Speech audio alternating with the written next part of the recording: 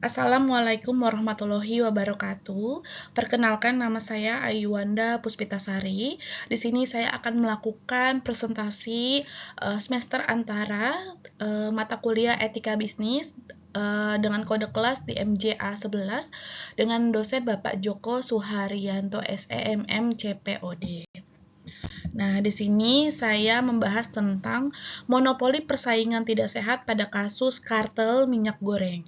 Nah, isu etikanya adalah pelaku usaha diduga melakukan kartel atau perjanjian antar pesaing untuk memengaruhi harga, produksi, dan pemasaran yang berpotensi menyebabkan lonjakan harga dan kelangkaan minyak goreng kemasan di pasar. Nah, pihak terlibatnya melibatkan puluhan perusahaan produsen minyak goreng kemasan di Indonesia. Nah, tuduhan dari KPPU-nya menduga adanya pelanggaran pasal 5 tentang penetapan harga dan pasal 11 kartel serta pasal 19 huruf C tentang pembatasan peredaran atau penjualan barang UU nomor 5 tahun 1999. Nah, putusan dan perkembangannya adalah setelah melalui proses persidangan, Majelis Komisi KPPU menyatakan beberapa perusahaan terbukti melanggar pasal tentang pembatasan peredaran dan menjatuhkan sanksi denda dengan total puluhan miliar rupiah. Nah, putusan ini sempat diajukan banding dan kasasi. Nah, sumber berita ini, kasus ini banyak diliput oleh media seperti Kompas, Detik, dan Kata Data sepanjang tahun 2022 hingga 2023.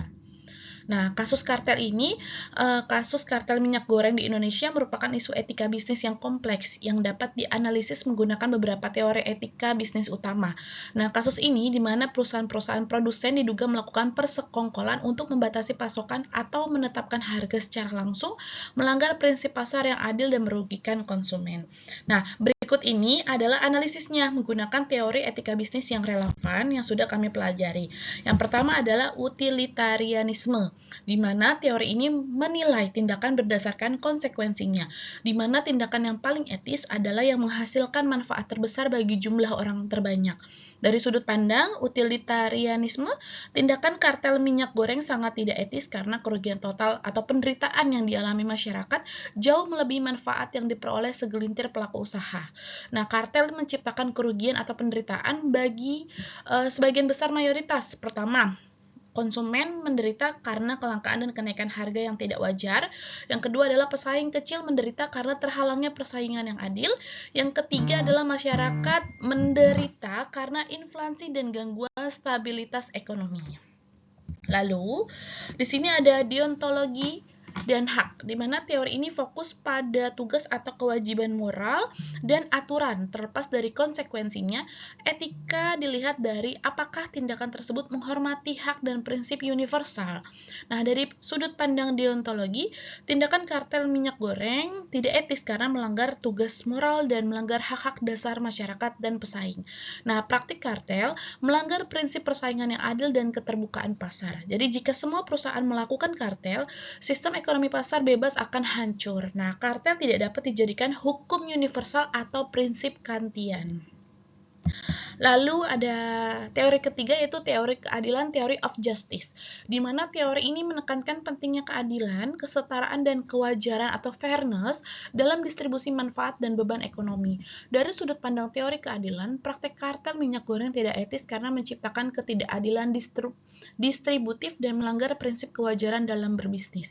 Nah, kesimpulan umum dari teori etika bisnis di atas adalah secara keseluruhan, praktek kartel minyak goreng merupakan pelanggaran etika bisnis serius yang melanggar hukum persaingan usaha, yaitu di Undang-Undang Nomor 5 Tahun 1999, dan secara etis dianggap tidak bermoral karena pertama melanggar utilitarianisme atau menimbulkan kerugian kolektif yang jauh lebih besar daripada manfaat individual.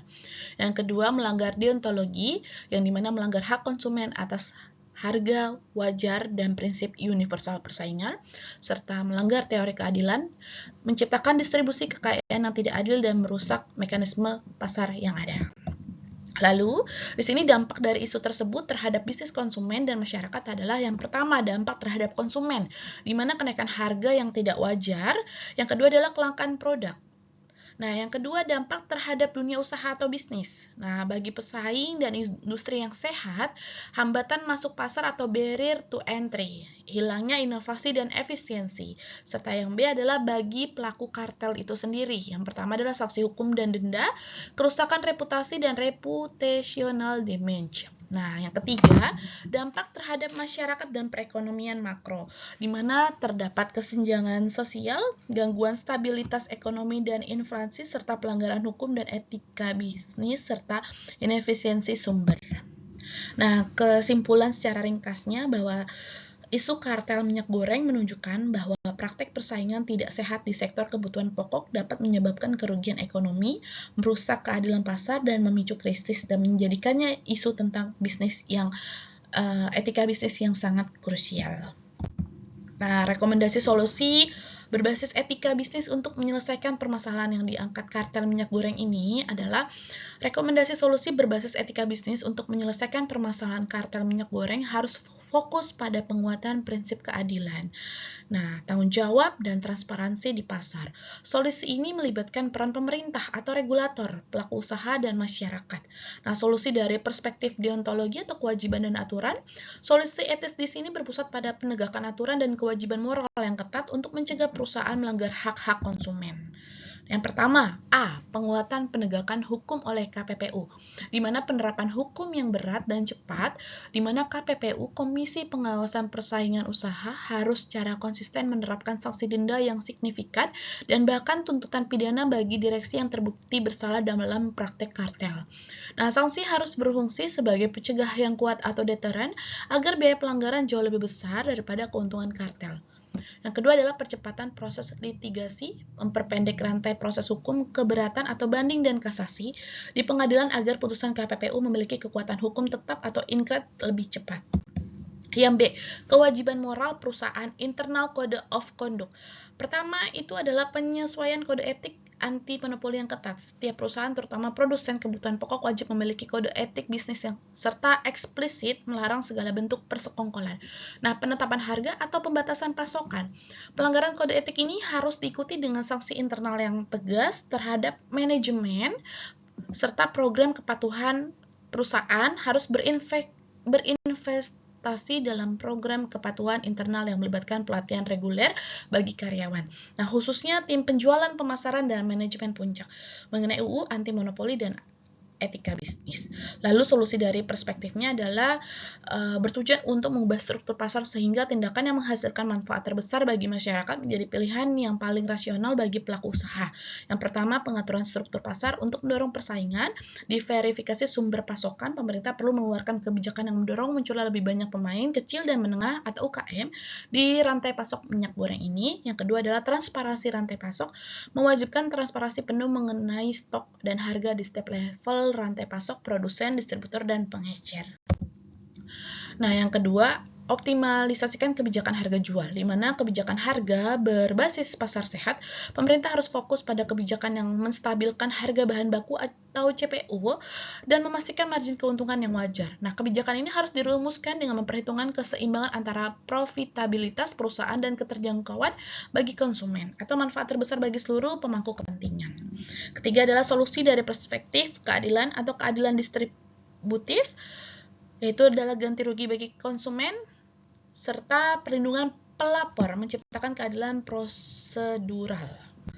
Lalu kesimpulan dari kartel minyak goreng ini adalah kesimpulan dari kasus kartel minyak goreng dan hubungannya dengan etika bisnis yang sedang kami pelajari di mata kuliah etika bisnis adalah bahwa praktek tersebut merupakan pelanggaran etika bisnis serius yang didorong oleh keserakaan korporasi dan menghasilkan ketidakadilan sosial ekonomi yang masif.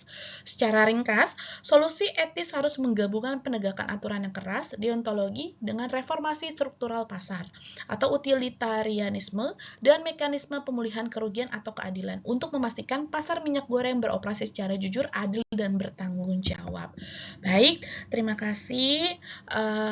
Berikut presentasi dari saya. Sebelumnya saya mohon maaf Pak Joko karena saya baru keluar dari rumah sakit dan keadaan lagi kurang sehat. Semoga Pak Joko bisa mendengar hasil video presentasi saya yang kurang maksimal ini. Kurang dan lebihnya mohon maaf. Wassalamualaikum warahmatullahi wabarakatuh.